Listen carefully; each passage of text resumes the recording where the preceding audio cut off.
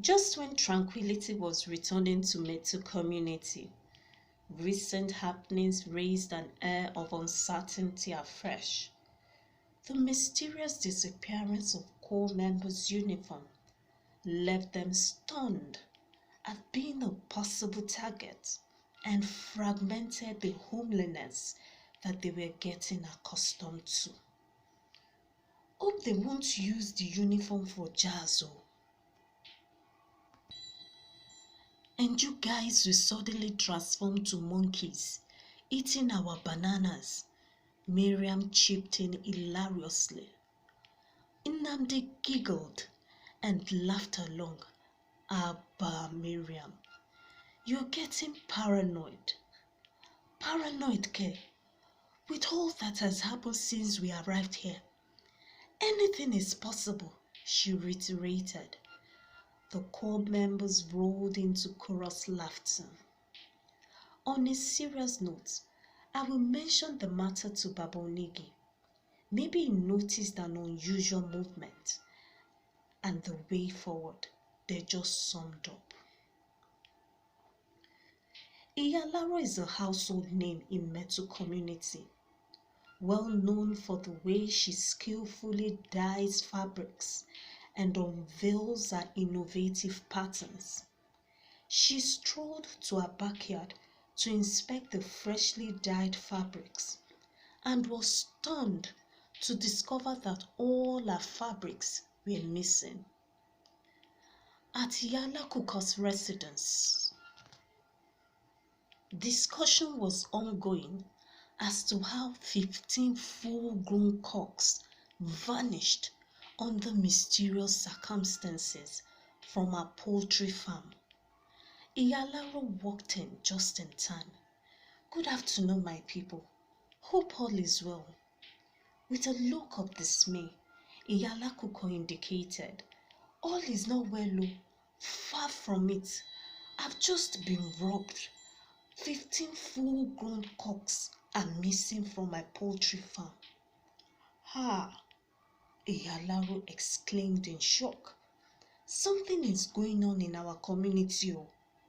She folded her hands across her chest and took a deep breath. I was robbed as well. They carted away my freshly designed fabrics that I spread at the backyard to dry. Eh? The women exchanged glances. Iyala Kuko then interrupted. I will see Bajamila, the youth leader, on this matter. The vigilante group must be refortified. You're right. It's a good suggestion. Iyalaro buttressed as they bid their goodbye. Kamsin raced into the copper's lodge and raised his voice. Guys, come out to Begede ground. His colleagues hastily filed out on the veranda and mustered round. Kamsin, is everything okay? Bola sought. Far from it. I walked past Baba Onigi's residence. On my way here, he disclosed that there has been rampant robbery cases in the community, which is quite unusual. He added that the vigilante group has been refortified and a curfew has been imposed from 9 p.m. till 6 a.m. Hence, we should refrain from night crawling. So our stolen uniform was not a one-off incident, did you Cotton? Apparently, it wasn't, Kamsin responded. It's about time we set up our own internal vigilante group. As the saying goes, once bitten, twice shy. You're right about that, Tega collaborated. Bola pointed to Akim and emphasized, Akim, hope you've heard. No more under the tree meeting with that damsel. Which damsel? Akim shot back in defense. I don't know what you're talking about. Rib-cracking laughter broke out as they dispersed. Bisola woke up abruptly with cold chills and a throbbing headache. She grabbed her head and screamed out loud, Labake, Labake, help me. Labake jacked up from sleep, wiped her face with her right hand and yawned alongside. She walked toward Bisola, who by now sat up at the edge of the bed, wincing in pain. Bisola, what is wrong? My head is spinning. Labake touched her neck to gauge her temperature. Bisola, you are practically burning. Labake raced out of the room and headed towards Dejo's door. She hit the door hard and followed suit with a cry for help. Dejo, Dejo, open the door. It's an emergency. Dejo rushed out about the same time. Nnamdi and Deji joined Labake at the door. Labake, what is wrong? It's Bisola. She requires urgent medical attention. They rushed to Bisola's bedside. By now, her condition had taken turn for the worse. Tears streamed down her cheeks helplessly. Labake then suggested, I have Nosadu's number. Maybe we can take Bisola to a place. It's not far from here. That's fine, Dejo caught in. Labake put a call through to Nosadu and mumbled some words. Then the call ended.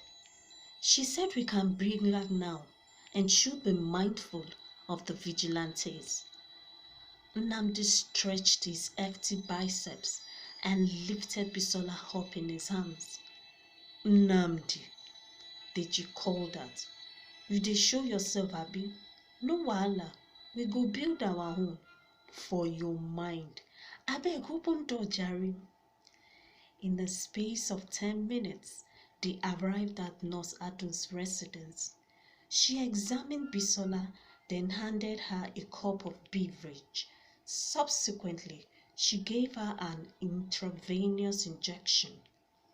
Within 15 minutes, Bisola's body temperature subsided and she dozed off.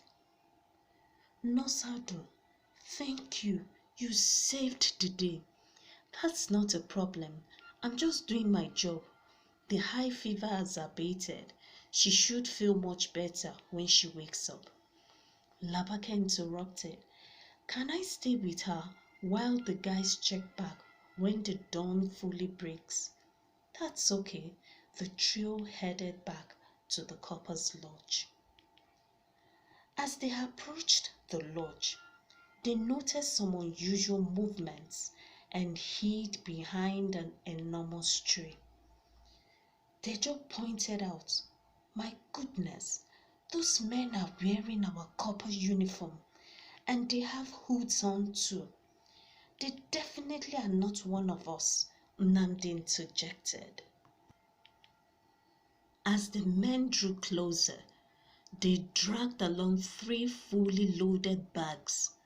One of the open bags revealed a gold sculpture. They removed their hoods and tucked them in the bags. Deji zoomed in his camera on them. Wow! He passed his phone to Nnamdi and Dejo. What? Is that not the deputy youth leader and the vigilante guys? Nnamdi caught in. These guys are evil geniuses. Don't you get it? Deji pointed out. I don't understand. Nnamdi wore a puzzled look. Let me break it down. They've all stole our copper uniform, followed by a number of robbery incidents in the community. To what end? Go ahead, Dejo prompted. To achieve the master plan, which is steal treasures from the unseen eye. They needed to clear the air of witnesses, so they enforced a curfew. That way, they have a smooth sail. Remember that they are indigens, so they can access the unseen eye effortlessly, Dejo added. Recall the king said that indigents are bound by oath, so they will face their consequences for stealing from the unseen eye. Or have they fortified themselves against any eventualities they just suggested? Their discussion is interrupted by further movements. The trio watched with rapt attention as three other men appeared in plain clothes and collected the 3 bags, then headed towards the hill leading to the next town. DJ's camera was still rolling and captured the entire scenario. The deputy youth leader and his men transferred the corp's uniform to a black bag, which they hid in a pothole beside them and covered up with sand. They dispersed afterwards. Why did they wear our copper uniform? Nnamdi sought. To pin the crime on us. If sighted from a distance, Dejo collaborated. But that's a dumb move. Everybody knows that we are not indigents, Deji blasted. However, that's sufficient evidence to pin the rampant robberies on us. Either way, we would be fried. They just sighed aloud. Thank God, Bisola chose today of all days to fall sick. Otherwise, we wouldn't have been privy to this crucial information. What do we do now? Nnamdi queried. Hand over the evidence to the palace as soon as possible. Imagine them tainting my copper uniform with robbery. They must pay for it. Deji tightened his fist in rage.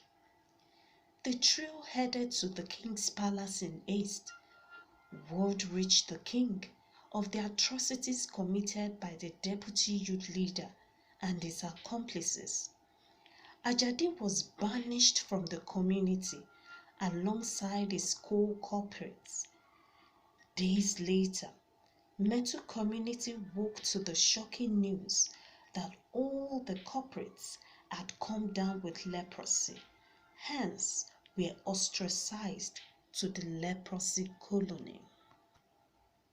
The trio were rewarded by Onimetu VI with 3 bars of gold for their exceptional act of bravery, which restored tranquility to Metu Community. The mood was joyous as corp members celebrated their award. Tega got the attention of everyone. My people, how are we sharing this gold now? Shiake, Jemima Cotton. Are you kidding me? So that the gold can transform at night. It's better we sell and make cool cash. Call members chorused. It's better we sell. They will know that I have arrived. Akim, under the tree damn cell, the core members chorused together as the laughter stretched on. The end. Thank you for listening.